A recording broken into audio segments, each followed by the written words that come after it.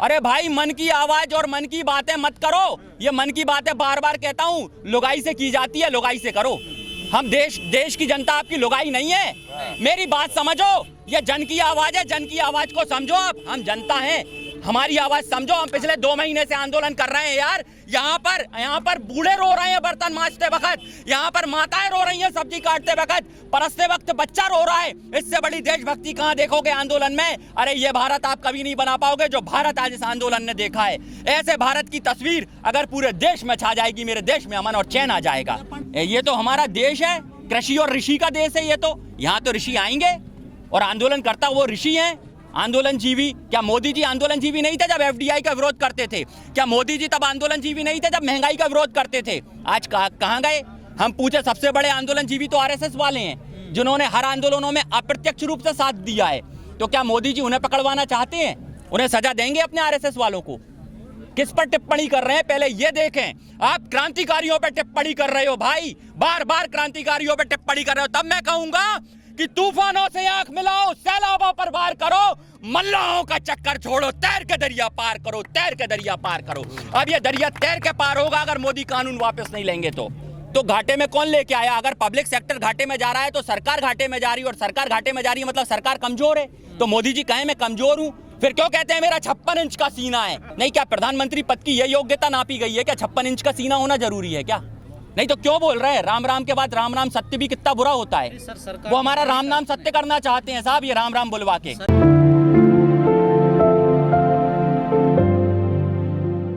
ये तो अच्छी बात है, उनके आदमी को उन्होंने गिरफ्तारी में बड़ी देर कर दी, जल्दी कर लेना था। अच्छी बात है, होना चाहिए ना। जो गलत करेगा उसकी जांच होनी चाहिए, और ये जांच में जो दोषी पाया जाए उसको सजा मिलनी चाहिए। हम तो इसके साथ हैं सरकार के। देखिए, काला इसमें काला ही काला है, क्योंकि जिस मन से लाए हैं वो भी काला है। और अब इसमें काला क्या है वो बता दूं। सन 1955 में कानून जमाखोरी के खिलाफ बना था। जमाखोरी मतलब काला बाजारी, और काला बाजारी को आज खुली छूट दे दी है मोदी जी ने, तो ये कानून काला ही तो हो गया। फिर दूसरी बात, जिस तरीके से इसको लाए हैं वो गैर संवैधानिक है। ये कानून विधानसभा में जाना था, ना कि लोकसभा में आना था। विधानसभा में विधेयक लाकर और वहां पर पास होता, तब कानून बनता, जिसकी पावर सीएम के हाथ में होती, जिसकी पावर सीधे पीएम ने अपने हाथ में ली है, जो कि गलत है, गैर संवैधानिक। इसलिए ये कानून काला है, इसको तो तुरंत रद्द होना चाहिए। जमाखोरी होती है तो उस पर कार्रवाई भी तो होती है, जमाखोरी होती है तो महंगाई भी तो बढ़ती है। तो इस महंगाई की गर्त में कौन जाएगा? आम आदमी। तभी तो मैंने कहा है, आम आदमी को अपनी रोटी बचानी है और किसान को अपनी खेती बचानी है, और इन लोगों से अब आपको अपनी बेटी भी बचानी है, बेटी भी बचानी है। देखिए साहब, हरित क्रांति को समझने की जरूरत है। हरित क्रांति में अनाज की पैदावार को बम्पर किया गया था। यह बम्पर पैदावार को बांधने का प्रयास किया जा रहा है, जहां पर वो एक कुछ विशेष पूंजीपतियों के हाथ में चली जाएगी। जैसे आज नेट बंद कर दिया, कल को ये लोग अनाज भी बंद कर देंगे अगर इनके हाथ में अनाज पहुंच जाएगा तो। हमें ये डर है।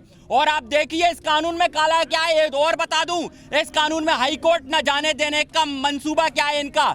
इसमें काला क्या है, जब कॉन्ट्रैक्ट हो जाएगा तो आप अपनी जमीन के मालिक नहीं रहेंगे, आप जमीन नहीं बेच पाएगा किसान अपनी, ये लिखा है कॉन्ट्रैक्ट में। और आप 25 साल की गारंटी दे रहे हैं। 25 साल की गारंटी किन्हें दे रहे हैं? उनको, पूंजीपतियों को। और किसान को तो एमएसपी की गारंटी भी नहीं दे रहे हैं। अब एमएसपी पे कहते हैं कि साहब एमएसपी खत्म नहीं होगी। कैसे खत्म नहीं होगी? गैस की टंकी पर सब्सिडी की गारंटी थी, सब्सिडी मिलना थी, लेकिन आज वो सब्सिडी जो गारंटी में थी वो भी तो बंद कर दी। बंद की कि नहीं की गैस की सब्सिडी? ये देखो आप, तो एमएसपी तो अभी गारंटी में भी नहीं है, तो एमएसपी पर हम कैसे भरोसा कर लें? इसलिए बार बार कहना है साहब, जो न्यूनतम समर्थन मूल्य है, देखिए किसान एमआरपी पर खरीदता है सारे प्रोडक्ट, पर अपनी फसल का दाम वो एमएसपी पर चाहता है। आज भी आप देख लीजिए ना, वो किसान तो फैट के हिसाब से दे रहा है ना प्राइवेट कंपनियों को। किसान का उसमें क्या सुधार हुआ? किसान आज अभी भी 30 रुपए 25 रुपए लीटर दूध दे के आ रहा है प्राइवेट कंपनियों को, और 50 रुपए लीटर बेच रही है। यही तो हम देख रहे हैं। आवश्यक वस्तु अधिनियम 2020 है, ये आम जनता को प्रभावित करने वाला है, इसमें आम जन को आना पड़ेगा, इसलिए जन जन की क्रांति है। और मोदी जी से कहूंगा ना, देखिए आंदोलन जीवी हमें कहने से पहले आपको सोचना होगा। आंदोलन भगत सिंह ने भी किए थे, आंदोलन नेताजी सुभाष चंद्र बोस ने भी किए थे, अगर आप उनको गाली दे रहे हैं तो आप कैसी देशभक्ति दिखा रहे हैं देश में। आंदोलनों से देश को आज़ादी मिली थी, आंदोलन होने से महंगाई रुकती थी। आज आपके खिलाफ कोई आंदोलन नहीं कर रहा, इसलिए तो आपने महंगाई को चरम स्तर पर ले गए हैं। आज पेट्रोल 100 के पार डाल दिया है आपने, खाने वाला तेल क्या कहते हैं 150 के पार डाल दिया है। महंगाई के स्तर बढ़ गए हैं, आमदनी बची नहीं है। आज देखिए ना, आज सोशल मीडिया को क्यों आना पड़ा? एक मिनट, सोशल मीडिया को इसलिए आना पड़ा क्योंकि मेन स्ट्रीम मीडिया अपना काम सही से नहीं कर रही है। मेन स्ट्रीम मीडिया मोदी की गोद में जाके बैठ गई। अगर वो सच्ची खबरें दिखा रही होती तो आज आप लोगों को नहीं आना पड़ता, और आप भी सच की आवाज दिखा रहे हैं। देख लेना कहीं आप पे मुकदमे ना हो जाएं, क्योंकि लगातार मुकदमे चल रहे हैं इस वक्त। अरे साहब, मैं तो कहता हूं समाजवादी वतन लाइए ना, जहां पर हर व्यक्ति को पूंजी पर समान अधिकार प्राप्त हो जाए। मात्र 2% लोगों के हाथ में 98% प्रॉपर्टी क्यों दे रहे हैं? यही तो क्रांतिकारी चाहते थे, समाजवादी वतन बनाना। आप तो पूंजीवाद की ओर चल पड़े हो। ये पूंजीवादी व्यवस्था को ध्वस्त करना चाहते थे क्रांतिकारी। आप कहां जा रहे हैं पहले ये देखिए। आप देश का पूरा पैसा 2 आदमियों के हाथ में देने जा रहे हैं, और हमें पता है वर्ल्ड बैंक से आपने जो कर्जा लिया उसका आपके ऊपर दबाव है। उस दबाव को कहिए खुले मन से आके कि मुझे कर्जा पटाना है वर्ल्ड बैंक का, तो आप बेचिए उन भाजपा के कार्यालयों को जिन्होंने आपने 5 स्टार होटल जैसा बना रखा है। आप पूंजीपतियों का जो कर्जा माफ किया है आप उसे खत्म कीजिए, उनसे कर्जा वापसी लीजिए, फिर देखिए हमारे देश की जीडीपी सुधर जाएगी। अब ये किसानों पर राजनीति क्यों कर रहे हैं? मैं ये कब कह रहा हूं कि पहले नहीं होता था? अगर पहले गलत होता तो क्या आज उससे ज्यादा गलत होगा? हम ये कहें कि अगर फलानी सरकार ने आपको 2 चांटे मारे तो आप क्या कहोगे? हम 4 मारेंगे, तब तो आप रोए नहीं 2 चांटे में। ये तरीका सही है क्या?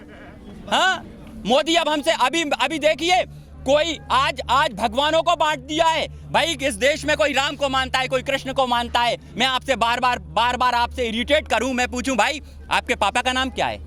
अगले दिन फिर पूछो आपके पापा का नाम क्या है, फिर पूछो अगले दिन आपसे पापा का नाम क्या है। आप गाली देने लग जाओगे मुझे। ये टॉर्चर कर रहे हैं हमें बार। राम बोलो, राम बोलो, राम बोलो। नहीं बोलेंगे राम, हम तो कृष्ण बोलेंगे। क्या कुछ गुनाह है इसमें?